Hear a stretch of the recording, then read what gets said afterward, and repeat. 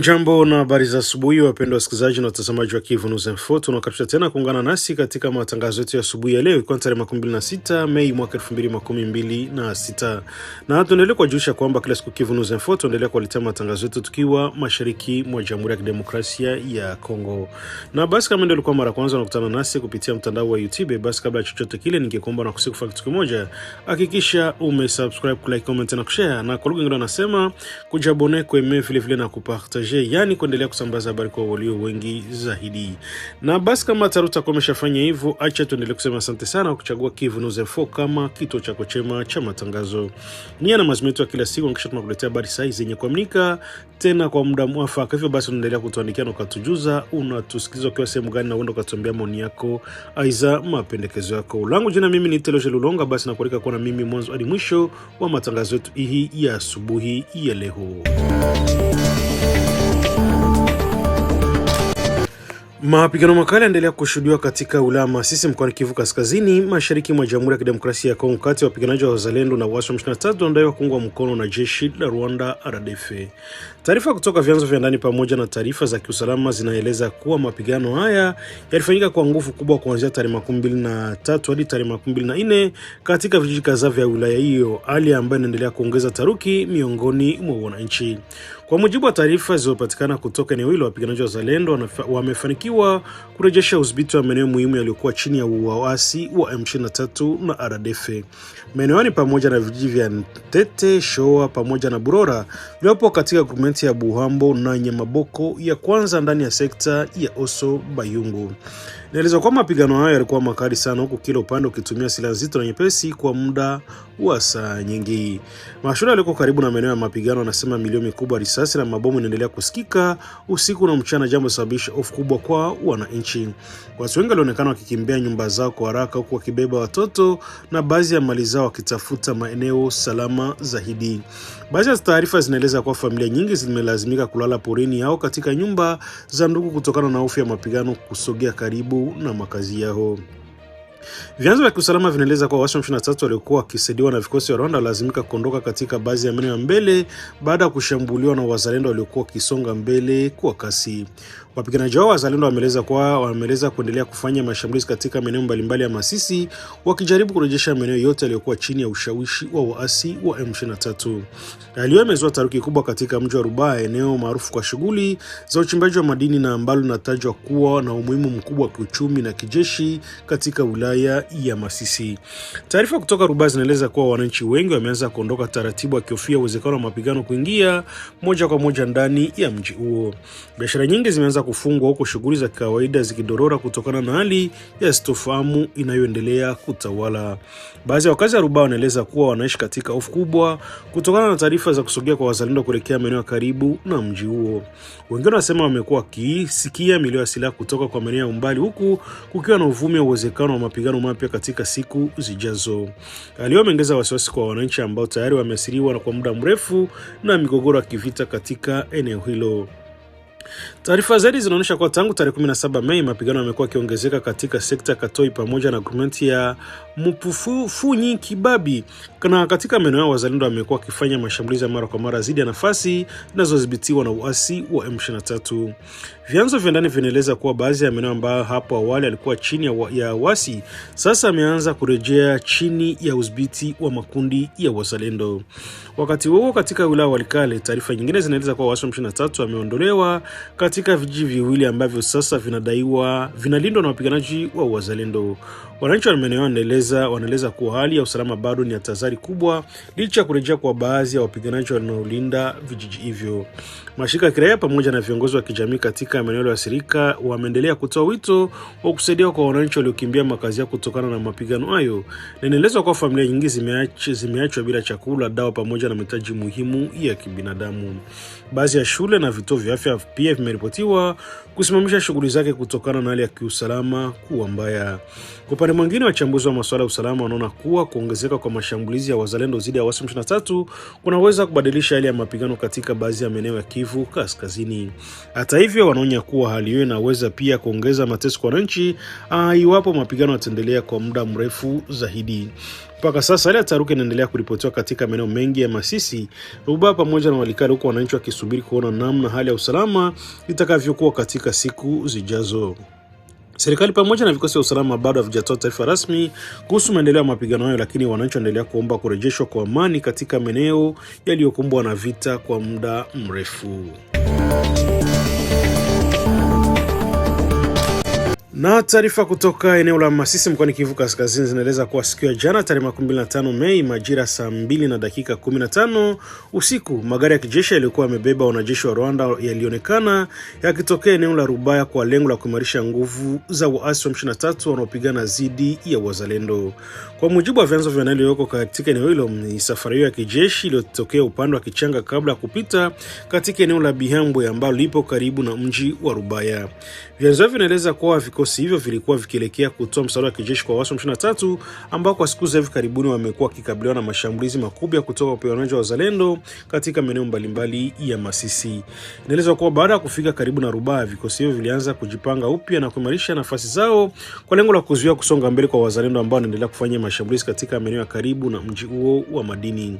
Rubaya inatajwa kuwa moja ya maeneo muhimu katika wilaya Masisi kutokana na utajiri wake wa madini, jambo linalofanya kuwa ni muhimu mkubwa wa kiuchumi na kijeshi kwa upande zinazohusika katika mapigano hayo. Kwa siku kadhaa hali ya taharuki inaendelea kutawala katika eneo la Rubaya, huku wananchi wengi wakihofia kuongezeka kwa mapigano kati ya waasi wa M23 na wazalendo. Baadhi ya wakazi wameanza kuondoka katika maeneo karibu na njia zinazotumiwa na vikosi vya kijeshi wakihofia usalama wao. Wachambuzi wa masuala ya usalama wanaeleza kuwa kuwasili kwa wanajeshi hao wa Rwanda kunaweza kuongeza nguvu ya waasi wa M23 katika eneo hilo, hasa katika juhudi za kulinda Rubaya ambayo inaelezwa kuwa muhimu katika kile kinachoitwa uchumi wa vita kutokana na shughuli za uchimbaji wa madini zinazoendelea huko. Wakati huo wazalendo wanaendelea kusonga mbele katika baadhi ya maeneo ya Masisi wakidai kurejesha vikosi vilivyokuwa chini ya udhibiti wa M23. Hali hiyo inaendelea kuongeza mvutano mkubwa katika Kivu Kaskazini, huku wananchi wakiendelea kuathirika na mapigano, ukosefu wa usalama pamoja na hali ngumu ya kibinadamu. Hali ya usalama endelea kubadilika kwa kasi katika mashariki mwa Jamhuri ya Kidemokrasia ya Kongo. Taarifa mpya zikieleza kuwa waasi wa M23 wanadaiwa kuungwa mkono wa Rwanda wameondoka katika eneo la Nzibira baada ya kushinikizwa na mashambulizi makali ya wapiganaji wa wazalendo waliokuwa wakisaidiwa na jeshi la Jamhuri ya Kidemokrasia ya Kongo FARDC. Kwa mujibu wa taarifa kutoka vyanzo vya ndani pamoja na baadhi ya wakazi walioko karibu na eneo hilo, wapiganaji wa waasi wa M23 na RDF walionekana kuondoka katika mazingira yasitofahamu kubwa baada ya kushambuliwa katika njia na maeneo mbalimbali yaliokuwa wakiyadhibiti hapo awali. Wakazi wa Nzibira wanaeleza kuwa kuondoka kwa wapiganaji hao kulifanyika kwa haraka, huku baadhi yao wakiacha nyuma vifaa vya kijeshi pamoja na nafasi zilizokuwa wamejenga katika siku zilizopita. Baadhi ya mashuhuda wanasema milio mikubwa ya risasi na mabomu ilisikika kwa muda mrefu kabla wapiganaji hao kuanza kujiondoa kuelekea maeneo mengine yasiyojulikana. Hali imewalazimu wananchi wengi kubaki mafichoni kwa hofu ya kukumbwa na mapigano makali zaidi. Wengine wamekimbilia kuelekea vijiji vya jirani wakitafuta usalama baada ya siku kadhaa za mvutano na vita katika eneo hilo.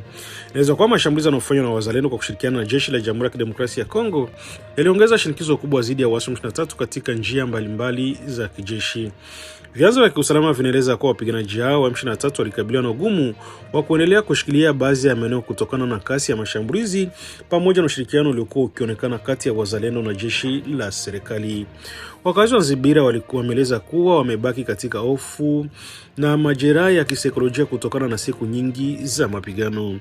Baadhi yao wameeleza kuwa nyumba kadhaa zimeharibiwa, huku familia nyingi zikikosa chakula, maji pamoja na huduma za msingi kutokana na hali ya usalama kuwa mbaya. Shughuli nyingi za kawaida zimesimama katika eneo hilo, huku baadhi ya shule na maduka yakifungwa kwa muda. Taarifa hizo zinaendelea kuzua mjadala mkubwa kuhusu hali ya vita mashariki mwa Kongo, hasa baada ya kuonekana kwa kile ambacho baadhi ya wachambuzi wanaikita kurejea kwa nguvu za jeshi la Jamhuri ya Kidemokrasia ya Kongo katika baadhi ya maeneo yaliokuwa chini ya uasi. Wengine wanaamini kuwa waasi wa M23 pamoja na washirika wao hawakutarajia kuona jeshi la serikali likianza kuonyesha uwezo mkubwa wa kujibu mashambulizi na kushirikiana kwa karibu zaidi na makundi ya wazalendo. Katika mijadala mbalimbali ya kisiasa na kiusalama, baadhi ya watu wamekuwa wakieleza kuwa viongozi wa Rwanda pamoja na washirika wao walizarau uwezo wa serikali ya Jamhuri ya Kidemokrasia ya Kongo na Felix Antoine Tshisekedi katika kusimamia mapambano hayo. Hata hivyo, hali sasa inaonekana kuonyesha mabadiliko fulani katika mwenendo wa mapigano, hasa katika maeneo ambayo jeshi la Jamhuri ya Kidemokrasia ya Kongo na wazalendo wamekuwa kisonga mbele. Wakati huo, hali ya taharuki bado inaendelea katika maeneo mengi ya Kivu Kaskazini na Kusini kutokana na hofu ya mapigano mapya. Wananchi wanaendelea kuomba kurejeshwa kwa amani, huku mashirika ya kiraia yakitoa wito kwa msaada haraka kwa familia zilizokimbia makazi yao. Na kwa sasa kuna taarifa rasmi iliyotolewa kuhusu idadi waliopoteza maisha ya majeruhi kufuatia mapigano hayo ya Nzibira. Hata hivyo, inaendelea kufuatilia kwa karibu kwa kazi wa maeneo hayo wakisubiri kuona iwapo usalama utarejea katika siku zijazo. Habari njema zinaendelea kuripotiwa kutoka Ulama Sisi mkoani Kivu Kaskazini, ambako wapiganaji wa wazalendo wanaendelea kufanikiwa kudhibiti tena miji mikubwa Malemo baada ya mapigano makali dhidi ya waasi wa M23 wanaodaiwa kuungwa mkono na jeshi la Rwanda. Kwa mujibu wa taarifa kutoka vyanzo vilivyo karibu na eneo hilo, mapigano yalifanyika kwa saa nyingi siku ya Jumatatu tarehe 25 Mei, na mashuhuda wanaeleza kuwa milio mikubwa ya silaha nzito na nyepesi ilisikika kwa muda mrefu katika maeneo karibu na Malemo, huku hali ya taharuki kitawala miongoni mwa wananchi walikuwa wakifuatilia maendeleo ya vita hivyo. Inaelezwa kwa baada ya mashambulizi makali yaliyofanywa na wazalendo, vikosi vya RDF pamoja na wapiganaji wa waasi wa M23 walazimika kuondoka katika mji huo wa Malemo. Baadhi ya taarifa kutoka eneo hilo zinaonyesha kuwa wapiganaji kadhaa wanaodaiwa kuwa wanajeshi wa Rwanda walikamatwa wakati wa mapigano hayo, huku kiasi kikubwa cha silaha, risasi pamoja na vifaa vya kijeshi vikidaiwa kuachwa nyuma wakati wa kujiondoa kwa vikosi hivyo. Wakazi wa eneo wanasema mapigano yalikuwa kwa nguvu sana kiasi kwamba familia nyingi zilijificha ndani ya nyumba zao kukimbilia maeneo ya jirani kwa hofu ya usalama wao. Baadhi ya wananchi wanaeleza kuwa kila siku kwa siku kadhaa kabla mapigano, hali ya hofu ilikuwa ikiongezeka kutokana na uwepo mkubwa wa wapiganaji wa M23 pamoja na taarifa za maandalizi ya mashambulizi katika pande zinazopigana. Kurejea kwa Malemo chini ya udhibiti wa wazalendo kunatajwa kuwa hatua muhimu katika mapambano endelea katika wilaya Masisi, eneo ambalo endelea kuwa moja sehemu zenye mapigano makubwa kati ya vikosi vinavyodaiwa kuungwa mkono na Rwanda na makundi ya kujilinda yanaungwa mkono na mamlaka za Jamhuri ya Kidemokrasia ya Kongo. Kwa muda mrefu sasa, wananchi wa Masisi wamekuwa kikabiliwa na hali ngumu ya usalama kutokana na mapigano mara kwa mara kati ya M23 wazalendo pamoja na vikosi vya serikali. Familia nyingi zimekuwa zikikimbia makazi yao, huku wengine wakikosa huduma muhimu kama chakula, maji safi na matibabu. Baadhi ya wakazi wa Malemo wameeleza matumaini yao kwamba kurejea kwa mji huo chini ya udhibiti wa wazalendo kunaweza kusaidia kurejesha utulivu katika eneo hilo. Wengine wanasema wamechoshwa na vita vya muda mrefu ambavyo vimeharibu maisha ya wananchi pamoja na shughuli za kiuchumi. Hata hivyo, licha ya taarifa hizo za ushindi wa wazalendo, hali ya tahadhari bado inaendelea katika maeneo mengi ya Masisi kutokana na hofu ya mashambulizi mengine. Vyanzo vya ndani vinaeleza kuwa baadhi ya wapiganaji wa M23 wanaonekana kujipanga upya katika maeneo mengine ya karibu, huku kukiwa na uwezekano wa mapigano mapya katika siku zijazo. Kwa sasa, jeshi la Jamhuri ya Kidemokrasia ya Kongo FARDC bado halijatoa taarifa rasmi kuhusu idadi kamili ya waliouawa, majeruhi waliokamatwa katika mapigano hayo ya Malemo. Hata hivyo, maendeleo yameendelea kufuatiliwa kwa karibu, huku wananchi wa Kivu Kaskazini wakitarajia kuona kurejea kwa amani na usalama katika maeneo yaliyoathiriwa na vita kwa muda mrefu.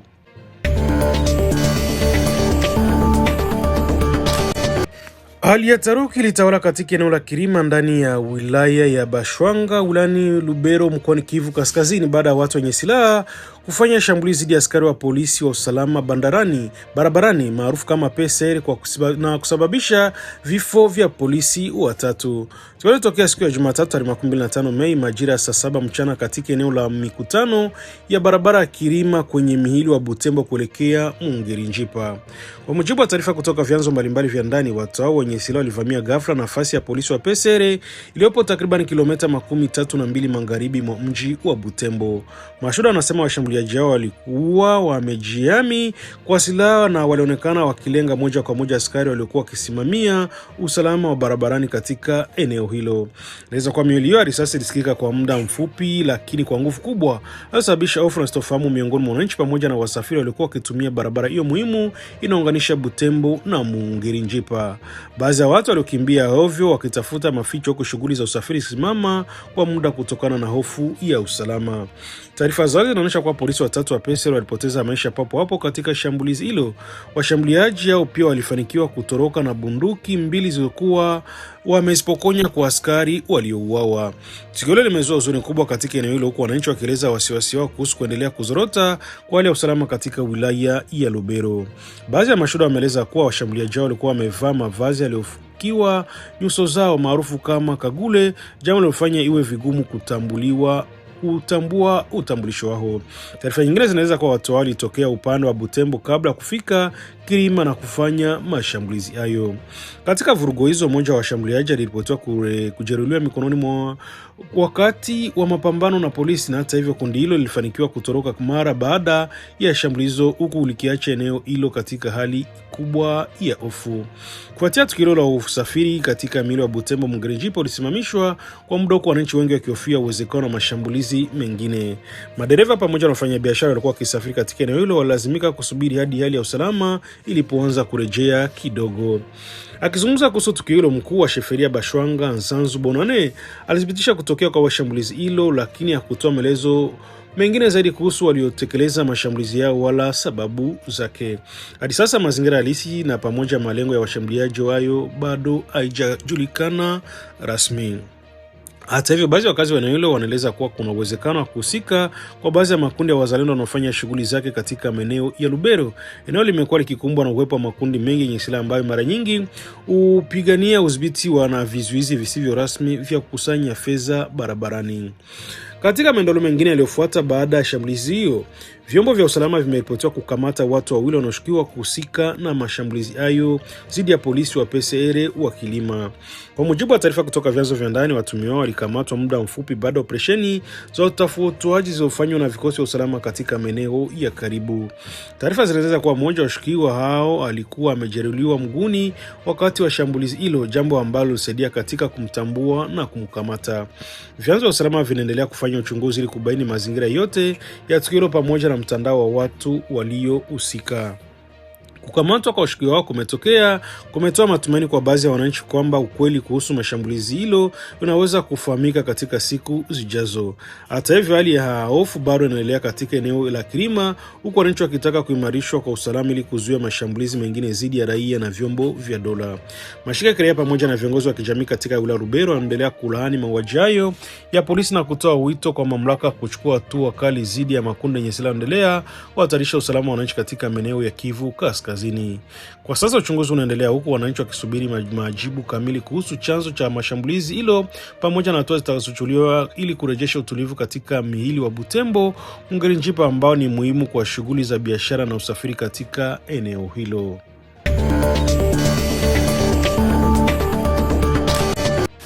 Hali ya hofu na wasiwasi mkubwa inaendelea kuripotiwa katika eneo la Mongwalu mkoani Ituri baada ya wagonjwa 7 wanaoshukiwa kuwa na ugonjwa wa Ebola kutoroka katika hospitali kuu ya Mongwalu usiku wa kuamkia Jumatatu tarehe 25 Mei. Tukio limetokea baada ya kundi la vijana kuvamia hospitali hiyo wakitaka kuchukuliwa mwili wa mchungaji aliyefariki dunia kutokana na ugonjwa huo hatari wa Ebola. Kwa mujibu wa msimamizi wa hospitali hiyo, hali ilianza kuwa mbaya wakati vijana hao walipofika hospitalini kwa hasira wakitaka kukabidhiwa mwili wa mchungaji huo ili kuuzika kwa mujibu wa mila na desturi zao. Katika vurugu zilizotokea, wagonjwa kadhaa waliokuwa wamewekwa chini ya uangalizi maalumu walitumia lio kutoroka hospitalini. Taarifa hizo zimezua hofu kubwa miongoni mwa wananchi pamoja na timu za afya zinazohusika na mapambano dhidi ya Ebola katika eneo la Ituri. Wataalamu wa afya wameeleza kuwa kutoroka kwa wagonjwa kunaweza kuongeza hatari ya kuenea kuenea kwa ugonjwa ndani ya jamii, hasa ikiwa baadhi yao tayari walikuwa wameambukizwa virusi vya Ebola. Msimamizi wa hospitali hiyo amesema kuwa timu za ufuatiliaji zina matumaini kwamba wagonjwa hao walikimbia kutokana na hofu ya usalama baada ya uvamizi wa vijana hao na si kwa nia kukwepa matibabu au uangalizi wa kiafya. Hata hivyo, ameonya kuwa hali hiyo ya hatari kubwa kwa wananchi wa Mungubwalu na maeneo ya karibu. Katika maelezo yake amesema kuwa kuna hofu kubwa kwamba wagonjwa hao walitoroka wanaweza kuendelea kuzunguka ndani ya jamii, huku baadhi yao wakiwa tayari na maambukizi ya Ebola.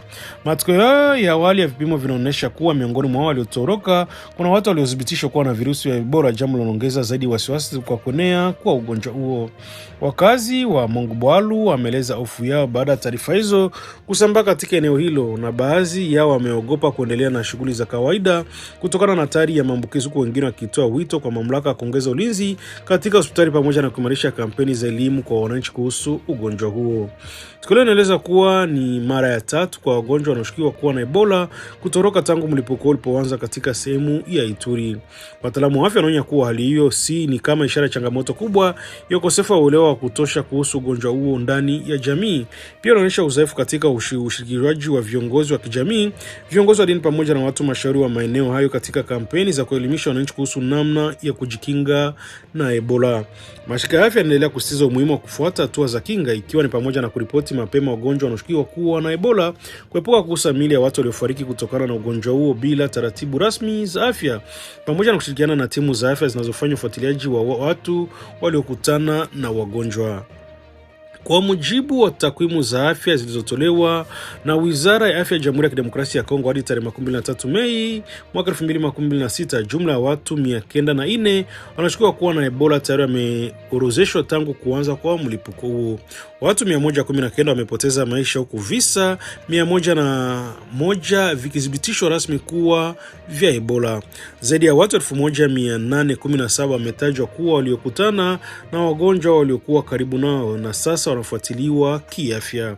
Hali inaendelea kuwa changamoto kubwa na kwa mamlaka ya afya katika Ituri, hasa kutokana na mazingira ya ukosefu wa usalama pamoja na hofu iliyopo ndani ya jamii hii.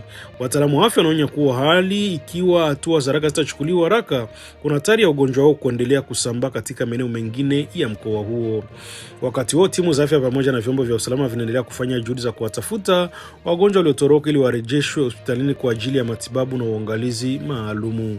Wananchi wamehimizwa kutoa taarifa haraka iwapo wataona mtu anayeshukiwa kuwa miongoni mwa waliotoroka ili kusaidia kuzuia maambukizi zaidi ndani ya jamii hii.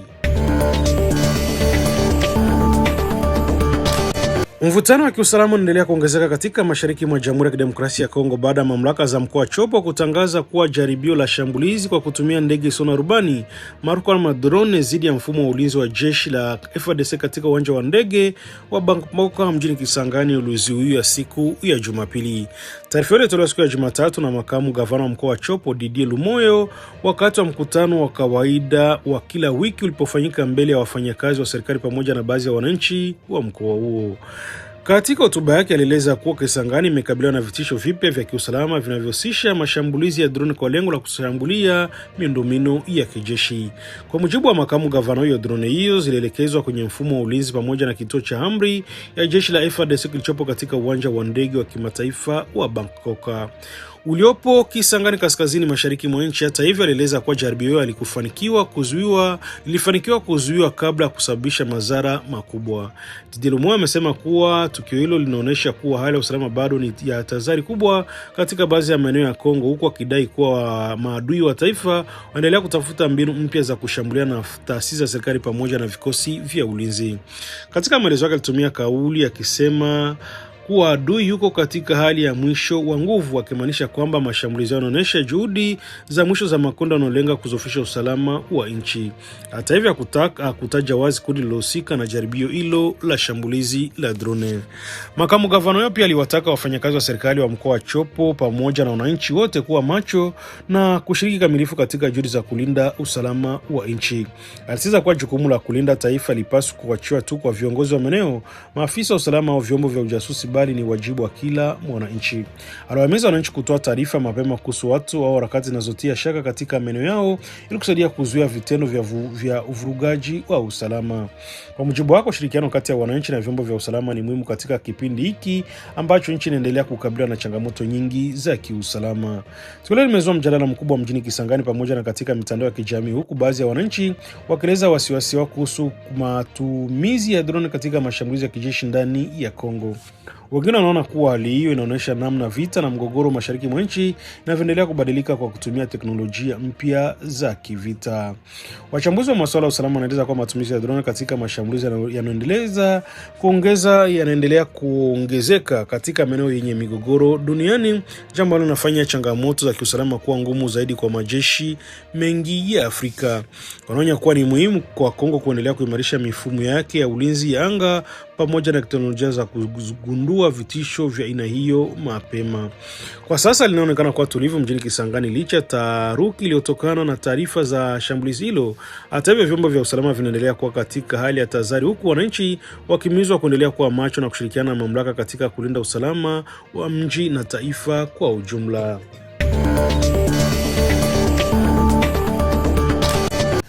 Mvutano wa kisiasa ndani ya chama tawala cha UDPS unaendelea kuchukua sura mpya baada ya katibu mkuu wa chama hicho Augustin Kabuya kumtumu waziwazi mwanasiasa Jean-Marc Kabunda kwa madai mazito yanayohusu asili yake na historia yake ndani ya chama. Kwa mujibu wa kauli ya Augustin Kabuya, Kabunda alidaiwa kutoa taarifa zisizo sahihi kuhusu asili yake ya kikabila wakati alipoteuliwa kushika nafasi ya katibu mkuu wa UDPS. Kabunda anadai kuwa Kabunda alitambulisha kama mtu wa kutoka Katanga, jambo anodai kuwa alilingani na ukweli wa historia yake ya familia. Katika maelezo yake, Kabuya alisema kuwa Kabunda alibadilisha jina la asili akiacha matumizi ya jina Kabunda na kubaki kuwa Kabunda pekee, jambo linalotaja kuwa ni jaribio la kuficha kubadilisha utambulisho wake wa kweli. Alieleza akiendelea na hoja yake, Augustin Kabuya alitoa kauli kali akisema kuwa mtu anekana wa kubadilisha hata asili yake anaweza kuwa si mwaminifu katika matamshi na maamuzi yake ya kisiasa. Kauli hiyo imezua mjadala mkubwa ndani ya anga za kisiasa nchini Jamhuri ya Kidemokrasia ya Kongo, hasa miongoni mwa wafuasi wa UDPS na wapinzani wake. Kauli hizi zinakuja katika mazingira ya mvutano wa kisiasa unaendelea ndani ya chama hicho ambacho makundi mbalimbali yamekuwa kitofautiana kuhusu uongozi na mwelekeo wa kisiasa wa UDPS baada ya kipindi cha marekebisho ya ndani ya chama. Kwa upande mwingine, Jean-Marc Kabunda amekuwa mmoja wa viongozi wa zamani mwenye ushawishi mkubwa ndani ya UDPS ambako alidumu kama katibu mkuu wakati wa uongozi wa hayati Etienne Tshisekedi, mwanzilishi wa chama hicho. Hata hivyo, katika miaka hivi karibuni amekuwa akihusishwa na migogoro ya kisiasa na mabadiliko ya msimamo ndani ya siasa na za upinzani nchini. Wachambuzi wa siasa wanaona kuwa tuhuma hizo mpya zinaweza kuongeza zaidi migawanyiko ndani ya UDPS, hasa katika kipindi ambacho siasa za Kongo zinaendelea kuwa na ushindani mkubwa kati ya makundi mbalimbali ya kisiasa. Wengine wanaweza kuwa hoja za kabila na utambulisho zinaweza kutumika kama silaha ya kisiasa katika mgogoro wa uongozi. Hata hivyo, hadi sasa Jean-Marc Kabunda hajatoa majibu ya moja kwa moja kuhusu tuhuma hizo mpya zilizotolewa na Augustin Kabuya. Wafuasi wake wamekuwa wakizikataa kauli hizo, wakisema kuwa ni sehemu ya kampeni za kumchafua kisiasa na kumzofisha katika mjadala ya kisiasa unaoendelea. Kwa sasa ya kisiasa ndani ya UDPS inaendelea kufuatilia kwa karibu, huku wananchi na wachambuzi wakisubiri kuona kama mivutano huo utapata suluhisho la ndani ya chama au utaendelea kuchochea migogoro zaidi katika siasa za Jamhuri ya Kidemokrasia ya Kongo.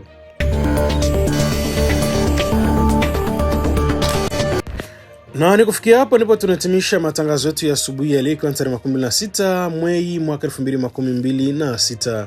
Namba kwa kusikiliza ni Kivu News FM. Kila siku tunaendelea kuletea matangazo yetu tukiwa mashariki mwa Jamhuri ya Kidemokrasia ya Kongo.